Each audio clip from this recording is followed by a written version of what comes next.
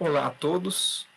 Convido agora cada um para fechar os olhos, a serenar a mente, a serenar o coração e que nós possamos focar exclusivamente no aqui, no agora, prestar bem atenção nessa palestra, que o tema será o perdão, um tema tão importante em nossas vidas, e que mais do que na teoria, nós possamos colocar em prática tudo isso que nós veremos na palestra de hoje.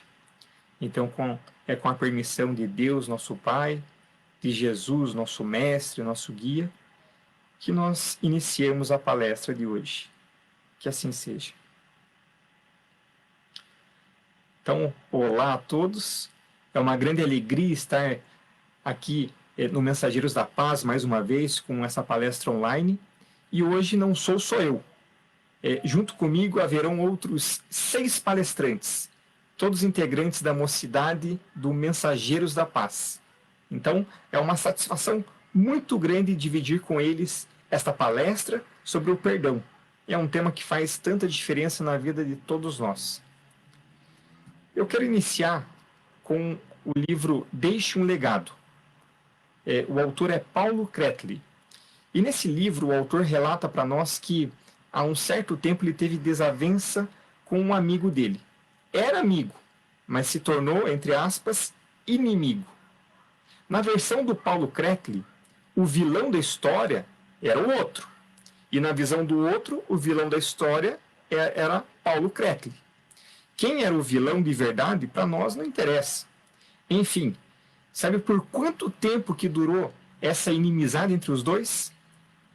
15 longos anos. Uma inimizade gratuita, começou do nada. E a ponto que se os dois estivessem ali para se cruzar do mesmo lado da calçada, um deles atravessava, porque eles não queriam nem se olhar. Então era uma coisa triste de se ver. E o que aconteceu? Num certo Natal, Paulo Kretli começou a disparar e-mails, desejando Feliz Natal, Feliz Ano Novo e assim por diante. E mandou para uma lista de e-mails, aquelas listas gigantes, assim, sabe?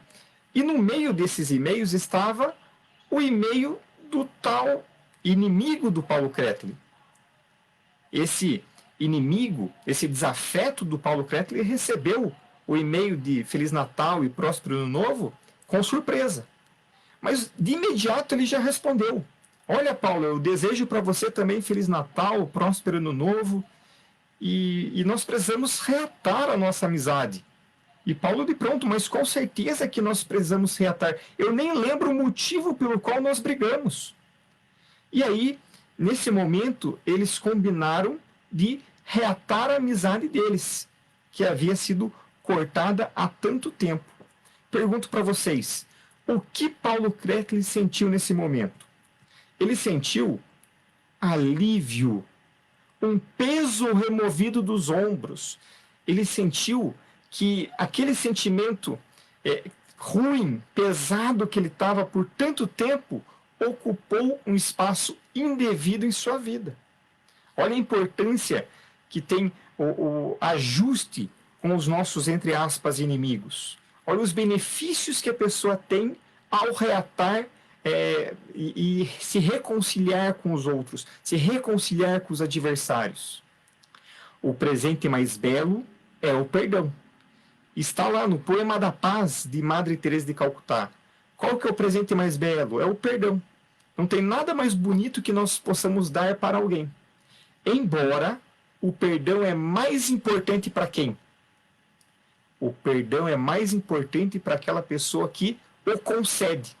Porque a partir do momento que ele concede o perdão, se desalgema, se desacorrenta. Existe uma frase bem interessante que diz assim: perdoar é libertar um prisioneiro e descobrir que o prisioneiro era você mesmo. Olha a importância do perdão. Se nós temos alguma desavença com alguém, perdoemos o quanto antes para o nosso próprio bem, para nós ficarmos livres. Tem uma frase do Papa Francisco que diz assim: o primeiro em pedir desculpas é o mais valente. O primeiro em perdoar é o mais forte. E o primeiro em esquecer é o mais feliz. E hoje em dia, Nós somos valentes o suficiente, somos corajosos o suficiente para pedir desculpa? Ou nós somos covardes? Nós somos fortes o suficientes para perdoar?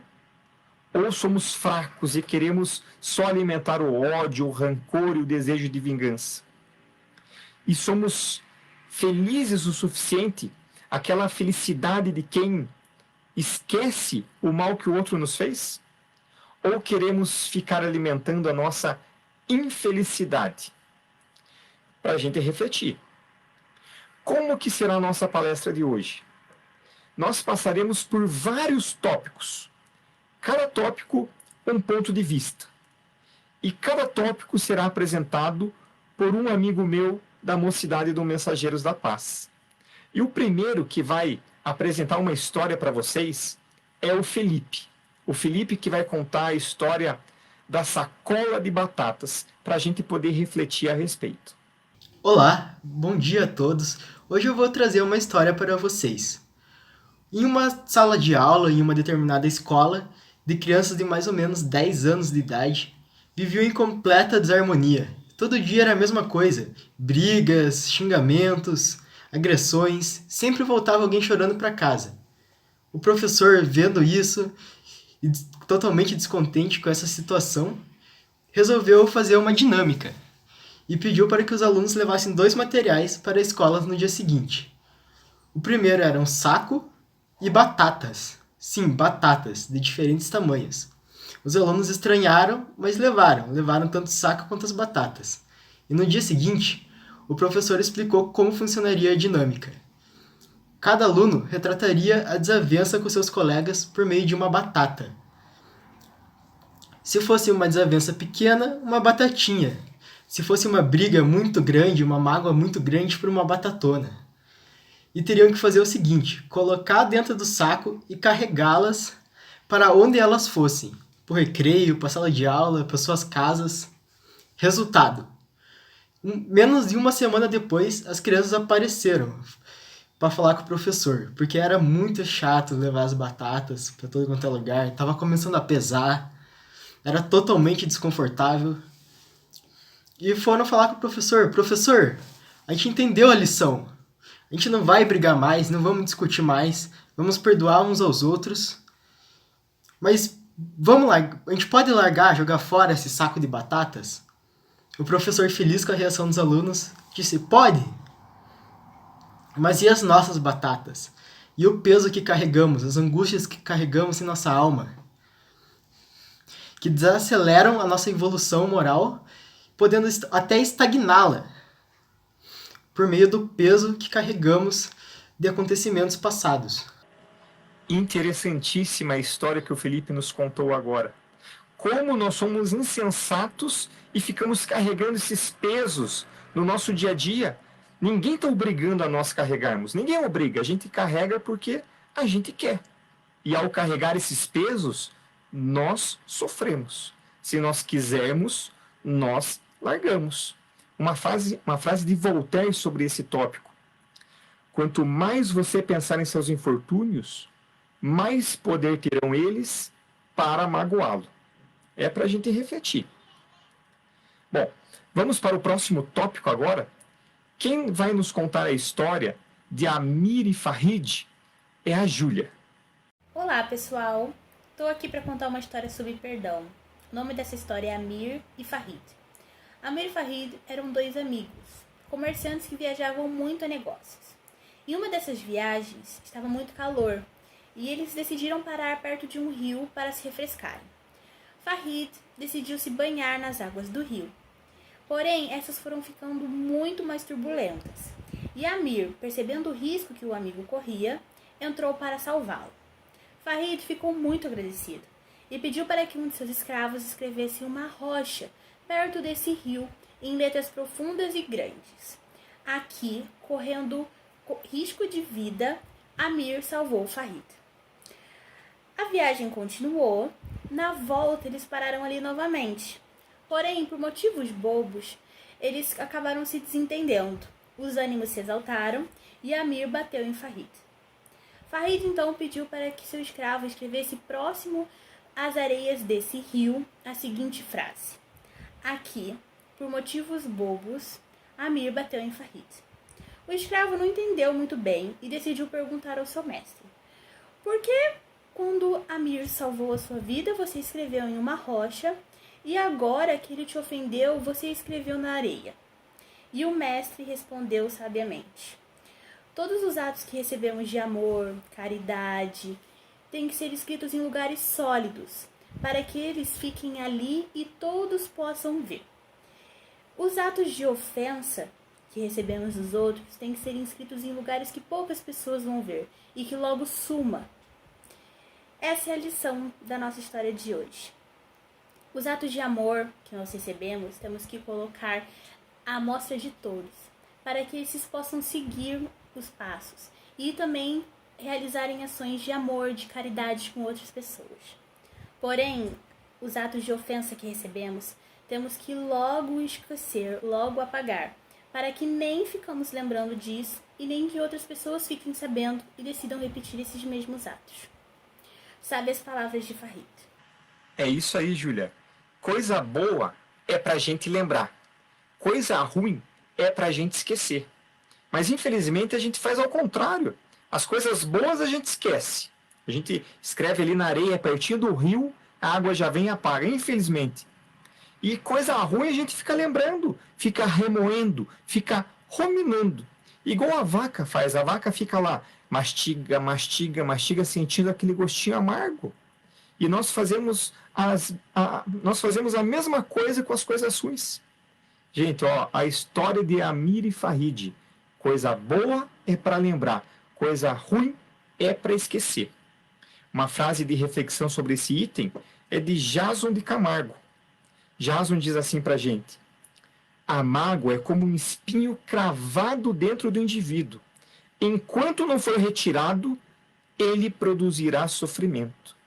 Então, que nós retiremos o espinho da mágoa o quanto antes de dentro de nós.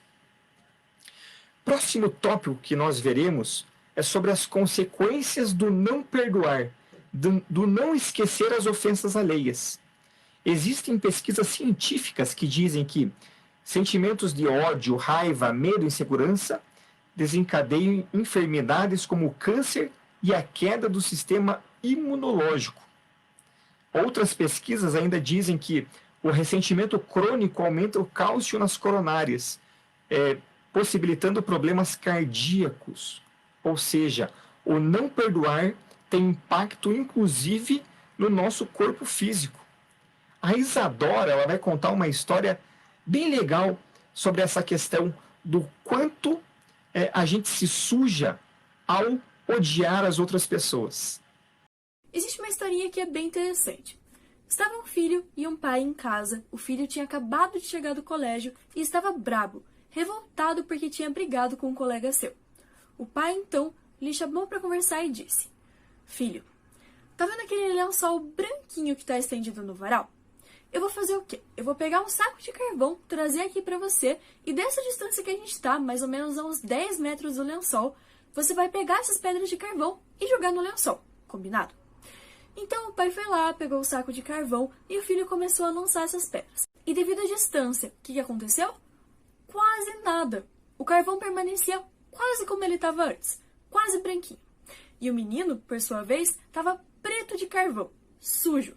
Ele tomou uns 3 banhos e mesmo assim o carvão continuava no corpo dele. E qual que é a lição dessa história? Quando a gente emite pensamentos de ódio, energias de rancor, de raiva, quem que mais se suja com isso? Eu não tenho dúvidas de que somos nós mesmos. Muito cuidado com isso. Eu trago aqui, então, 2 frases de reflexão sobre esse item. A primeira, o ódio é um ácido traidor que você não consegue expelir sem machucar o coração que o contém. Ou seja, a pessoa que odeia se machuca mais do que a pessoa que é odiada. E a segunda frase, a mágoa é como um copo de veneno que você toma todos os dias esperando que o outro morra, mas na verdade você só está fazendo mal a você mesmo. Perfeito, Isadora. É uma insensatez odiar o outro achando que é o outro que vai se machucar com isso. Quem se machuca com o nosso ódio somos nós mesmos. E como nós nos machucamos. Um outro tópico agora sobre isso. Jesus há 2000 anos veio e nos ensinou muito sobre o perdão. Nós conhecemos os ensinamentos de Jesus. Nós temos oportunidades para colocar em prática isso no nosso dia a dia? Temos, com toda certeza. A história que a Bia vai contar agora é sobre as oportunidades que nós temos para perdoar em nossa vida. E para conseguir ilustrar melhor esse assunto, eu vou trazer uma história que fala sobre um administrador escravo, que por conta do seu bom comportamento, ele acabou adquirindo mais liberdade dentro da fazenda em que ele trabalhava, mas continuava sendo um escravo. Certo dia, o senhor do engenho, o dono da fazenda, pediu para que esse administrador fosse até a cidade para comprar mais 20 escravos. E ele foi. Chegando na feira de escravos, ele se deparou com um senhor, já velho, debilitado, e aí fez uma proposta para o vendedor. Ele disse assim: olha, eu vou levar 20 escravos sadios, vou pagar muito bem, mas eu quero levar aquele senhor de brinde. E o vendedor viu isso como uma grande oportunidade, até porque a probabilidade dele vender aquele senhor, já velho, que não tinha como produzir dentro de uma fazenda, era muito pequena, ele não ia vendê-lo. Então ele aceitou o negócio. E aí o administrador foi para a fazenda não com 20, mas com 21 escravos. E chegando lá, ele tratou esse senhor muito bem. Ele dava comida quando tinha fome, o cobria quando ele tinha frio, o levava lá para fora pegar um vento quando ele tinha calor. E vendo essa situação, o senhor do engenho foi questioná-lo, perguntar por que ele tratava tão bem aquele senhor que já estava tão doente, debilitado. Até perguntou se ele não seria um parente ou um amigo. E o administrador o surpreendeu com a resposta, dizendo que, na verdade, aquele senhor era um inimigo. E aí, o senhor do engenho não entendeu nada, né? Como assim um inimigo? E aí o administrador disse que aquele era o homem que o vendeu como escravo, que o introduziu nesse mundo do trabalho forçado. E o dono da fazenda ficou: mas como assim você consegue tratar com esse afeto todo, com tanta bondade, uma pessoa que a fez tanto mal? E a gente também pode fazer esse questionamento, né? Como a gente pode acolher com amor alguém que nos causou um sofrimento? E acho que talvez aí que esteja a chave da questão, né? Porque perdoar não é um processo simples, não é um processo fácil. É muitas vezes um processo duradouro, um processo doloroso. É a gente renunciar ao nosso ego e ao nosso orgulho. Quando Jesus disse: perdoai 70 vezes 7, ele mostrou que para perdoar não tem barreiras, não existe limites para que a gente se reconcilie com aquela pessoa que a gente tem uma inimizade. E eu imagino que o administrador, ele viu aquele senhor, quando ele viu aquele senhor lá na feira, ele viu aquilo como uma grande oportunidade dele exercer o que Jesus nos falou. Ele exerceu o perdão, exerceu o amor. Até porque o futuro é para ser um futuro de amor integral a tudo e a todos. E aí, como a gente vê essa situação em que o administrador, ele amou aquele que o fez mal? A gente pode ver como se ele fosse tolo, o que não é verdade, ou como se ele fosse uma pessoa de um grande coração. Ele nos ensina, através da humildade, da caridade, com um ato de grande bondade, que esse pode ser um exemplo para nós levarmos para as nossas vidas, para nós aproveitarmos cada oportunidade de fazer o bem ao nosso próximo, cada oportunidade de amarmos, e que isso vai contribuir muito, tanto para nosso melhoramento espiritual quanto moral. É isso aí, Bia. O administrador escravo, ele conhecia os ensinamentos de Jesus e viu nessa oportunidade a chance que ele tinha de colocar em prática o que ele aprendeu tanto com Jesus. Nós também conhecemos esses ensinamentos todos e temos muitas oportunidades para colocar em prática o perdão no nosso dia a dia. O que está faltando para a gente seguir a receita? Apenas para refletir sobre esse item, é uma frase que está na lição do perdão, um momento espírita, que está lá assim: maior é a felicidade de quem expressa o perdão. O perdoado é alguém em processo de recuperação. No entanto, aquele que lhe dispensa o esquecimento do mal, esse sim já alcançou as alturas do bem e da solidariedade. Aquele a quem nós precisamos perdoar é um doente. Se nós não perdoamos, nós também somos um doente da mesma maneira. Próximo tópico. Comentei agora há pouco do seguir a receita. É isso que o Vinícius vai falar para a gente agora. Olá, meus irmãos! Hoje eu vou compartilhar com vocês uma história que aconteceu com o nosso querido Chico Xavier. Chico, desde muito novo, ele trabalhava muito cedo e voltava para casa tarde da noite. E lá ele sempre encontrava o cachorro dele, um cachorrinho muito querido, muito amável, brincava com o cachorro, cuidava bem dele. Só que o cachorro, ele ficou doente. E isso começou a preocupar o Chico. E ele tentava cuidar do cachorro, tentava curar ali a doença do cachorro. Porém o cachorro não se curava. Vendo a tristeza do Chico, uma conhecida dele da família dele pensou o seguinte: olha, se eu sacrificar o cachorro, eu consigo resolver o problema do cachorro e do Chico. E ela faz isso. Ela sacrifica o cachorro. E o Chico, ao descobrir que o animal dele foi sacrificado, ele sente mágoa dessa pessoa e fica triste.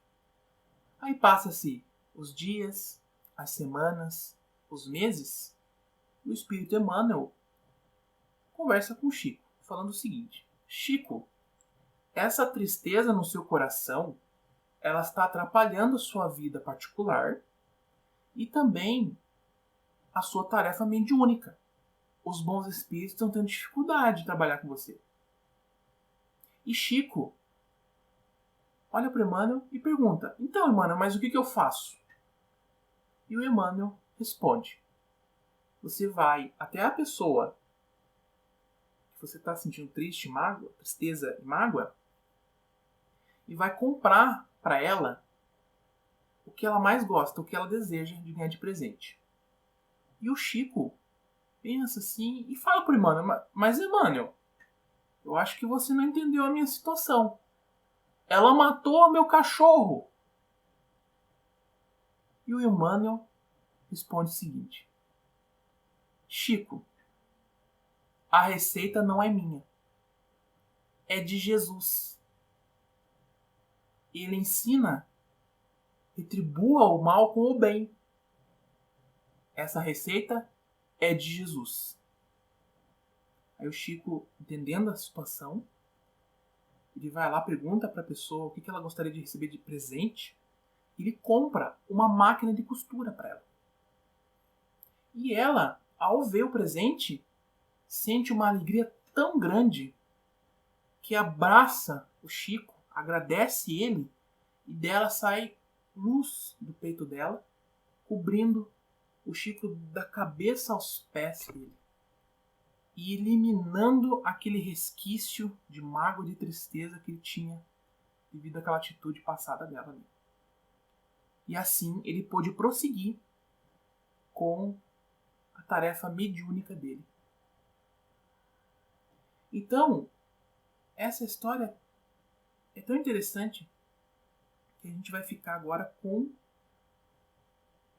os ensinos do nosso Divino Mestre, em que ele fala, nos esclarece e nos consola, nos ensinando o seguinte: amai os vossos inimigos, fazei o bem aos que vos odeiam, bendizei aqueles que vos maldizem, orai pelos que vos perseguem e caluniam.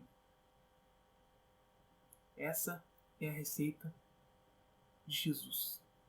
Fortíssimo esse ensinamento de Jesus, hein, Vinícius? E o próximo tópico agora é relacionar o perdão com caridade. Na questão 886 do Livro dos Espíritos, Kardec pergunta assim: qual é o verdadeiro sentido da palavra caridade, como a entendia Jesus? Porque muita gente não sabe o que é caridade.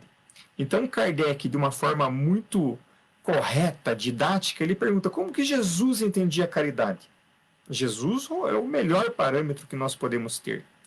E a resposta que os Espíritos nos dão é benevolência para com todos, indulgência com as imperfeições alheias e perdão das ofensas. É a fórmula do BIP. Benevolência, indulgência e perdão.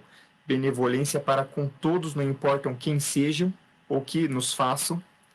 Indulgência, não importa o que o outro ainda tenha de má tendência. E perdão das ofensas, não importa quais sejam essas ofensas. O Rian vai contar uma história para nós. E hoje, pelo formato de uma história, vou mostrar para vocês o porquê que o perdão é uma forma de caridade. Mas antes de eu contar essa história, vocês precisam saber o que foi o Apartheid. O Apartheid foi um regime racista que aconteceu um tempo atrás, que dividia totalmente a forma da vida dos negros e dos brancos, deixando os negros normalmente num estado mais precário. E enquanto acontecia esse regime, um grupo de homens brancos foi na casa de uma velhinha e sequestrou seu filho. E depois de sequestrado, ele foi queimado em praça pública. E depois de seu filho morto, eles voltaram e sequestraram seu marido. E depois de sequestrado, ele foi queimado em praça pública. Só que depois do Apartheid, teve uma lei de acerto de contas que foi colocada, onde a pessoa que teve seus bens danificados ou familiares mortos por causa de racismo, teriam que ficar de frente para a pessoa ou para o grupo que fez isso e estabelecer uma punição adequada para ela sobre o que aquela pessoa ou grupo deveria fazer para ser perdoado. E a velhinha ficou de frente com o líder desse grupo racista e falou para ele: eu dividirei o que eu quero que vocês façam em 3 partes. A primeira parte é que vocês me levem onde vocês queimaram o corpo do meu marido e do meu filho, para que eu possa pegar as cinzas deles e fazer um enterro digno. E preste muita atenção nessa segunda parte que ela pediu em sua punição, porque ela afeta tudo. Ela disse que, já que ela tinha muito amor para dar ainda, ela pediu para que o líder desse grupo racista fosse na casa dela a cada mês 2 vezes, para que ela possa tratar ele como se fosse um filho. E a terceira parte que ela queria que ele fizesse seria que ele soubesse que ela perdoa ele. Só que eu pergunto, se fosse você nessa situação, você conseguiria perdoar? E caso você não perdoasse, você seria caridoso nessa situação? Porque quando você perdoa alguém, você está fazendo uma caridade para você e para a pessoa. E para refletir sobre isso que o Rian comentou conosco agora, uma frase de Mahatma Gandhi: o fraco jamais perdoa. O perdão é uma das características do forte. Pergunto para vocês, essa senhora negra da história é fraca ou forte? E eu tenho certeza que vocês estão aí respondendo, ela é fortíssima. Ela é muito forte. A pessoa fraca faria o que nessa situação? Se vingaria e gostaria de colocar em prática ali a lei do talião, olho por olho, dente por dente, mas a pessoa forte não. A pessoa forte perdoa. Próximo tópico que eu quero abordar junto com vocês é o que é melhor do que perdoar? Melhor do que perdoar é nem sequer se ofender. E a Júlia vai contar para nós uma história a respeito disso. Estou aqui para contar mais uma história para vocês. Essa história é sobre um mestre que estava em uma praça reunido com seus discípulos. E de repente malfeitores apareceram. Esses malfeitores começaram a ofender o mestre, xingá-lo, tacar pedras, mas o mestre permaneceu imóvel. Seus discípulos até tentaram revidar, mas o mestre não deixou. Sem obter respostas, os malfeitores foram embora depois de um tempo. E então os discípulos perguntaram ao mestre: Mestre, por que o senhor não reagiu ou não deixou que nós reagíssemos? O mestre então respondeu: quando alguém te dá um presente e você não recebe, o presente fica com quem? A mesma coisa com as ofensas. Nós não a recebemos e eles levaram elas de volta. O que nós geralmente fazemos quando recebemos uma ofensa? Nós abraçamos elas. Nós engolimos vários tipos de ofensa, internalizamos e ficamos mal. Erro nosso. E para refletir sobre esse item, uma frase de Chico Xavier: eu permito a todos serem como quiserem, e a mim como devo ser. E vamos lá, gente, agora abordar o último item com vocês, o último tópico, que é quando perdoar. Porque aí está um problema. Tem muitas pessoas que hoje possuem desavenças e pensam assim: eu não consigo perdoar fulano nessa encarnação. Talvez eu precise de umas 3, 4 encarnações para perdoar essa pessoa. Será? A providência divina não erra. A providência divina coloca as pessoas certas, no momento certo, ali conosco. A providência divina une as pessoas e o nosso egoísmo acaba afastando. Nós achamos que nós não temos condições de perdoar fulano, ciclano, beltrano. Mas espera aí, se essas pessoas estão conosco agora, é porque a gente tem condições sim. Deus nunca coloca fardos mais pesados do que nós temos condições de suportar. Deus nunca nos dá desafios maiores do que nós temos possibilidades de dar conta. Então, se nós temos um certo desafio ali do nosso lado hoje, nós damos conta sim. Tudo vai do nosso esforço e da nossa vontade. Nós precisamos retirar o perdão do patamar das coisas inacessíveis e muito elevadas. Espera lá. O perdão, nós temos condições de perdoar hoje. Se fosse tão inacessível assim, Jesus não teria vindo ensinar para a gente sobre perdão há 2000 anos. E nós estamos há 2000 anos ali, ó, patinando, e vai, não vai, e sempre alimentando ainda as desavenças, sempre não se reconciliando com os adversários e batendo na trave e postergando para outra encarnação. Porque é isso, quando a gente não se ajusta com alguém nessa encarnação, vai ficar para a próxima, e de repente para outra, e para outra, e para outra. Gente, olha o conhecimento todo que nós temos agora. Está tudo aqui na nossa mão. Nós temos o conhecimento. O que nós precisamos é colocar em prática. Saber o que fazer a gente sabe. Não podemos alegar ignorância. Se nós não perdoarmos, é por comodismo, é por querer ficar ali de braço cruzado, é por achar que o outro tem que vir ali conosco e pedir 1000 desculpas. Gente, de quem deve partir a reconciliação? De quem deve partir? O ideal que seja dos dois. Mas se não partir dos dois, ela deve partir daquele teoricamente mais evoluído. E se não partir daquele teoricamente mais evoluído, os dois estão bem atrasados ali na marcha evolutiva. Ainda se alimentando dessas picuinhas, dessas brigas que não levam a nada. Todos nós nos daremos bem um dia. Todos nós. Essa reconciliação vai acontecer. Mais dia, menos dia. Mais milênios, menos milênios. Vai acontecer. Só que quanto mais a gente perder tempo nessas briguinhas, nessas picuinhas, mais a gente vai sofrer. Então acaba sendo uma insensatez a não reconciliação. Hoje nós podemos pensar assim: eu devo perdoar ou eu quero perdoar? Se eu estou no estágio ali do eu devo, então que nós agemos em virtude dessa obrigação moral. E vamos lá, eu devo, eu devo, eu devo. Um dia esse eu devo vai virar o quê?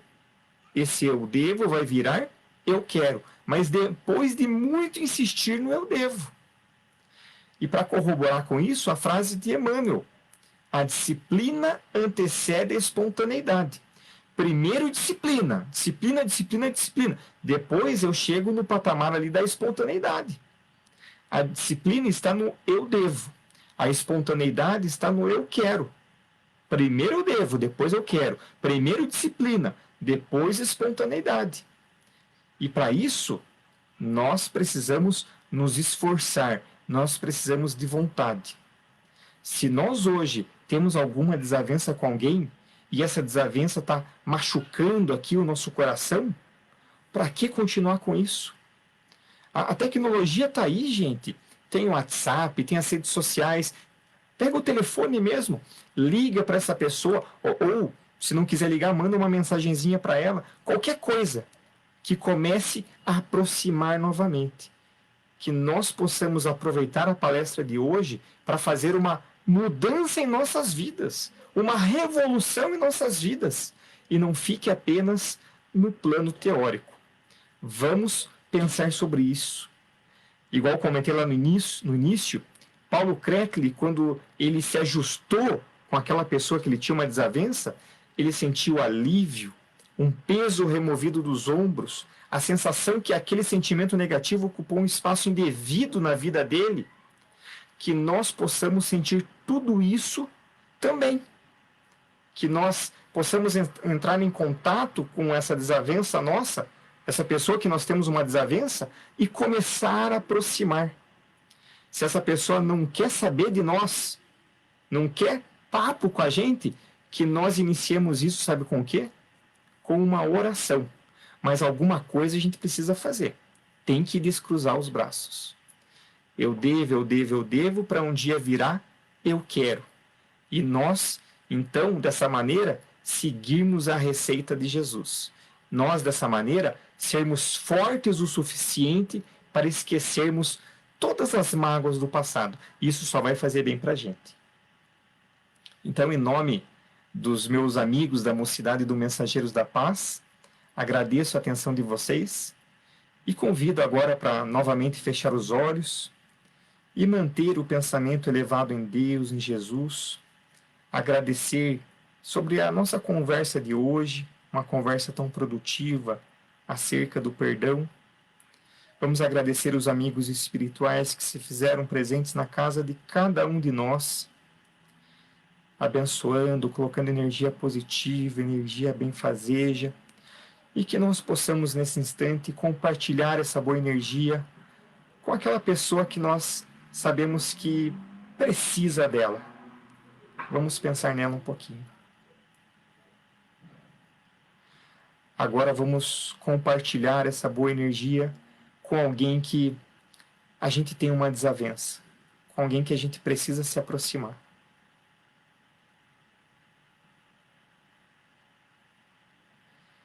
E com essa prece, pedimos permissão para encerrarmos a palestra de hoje. Que assim seja.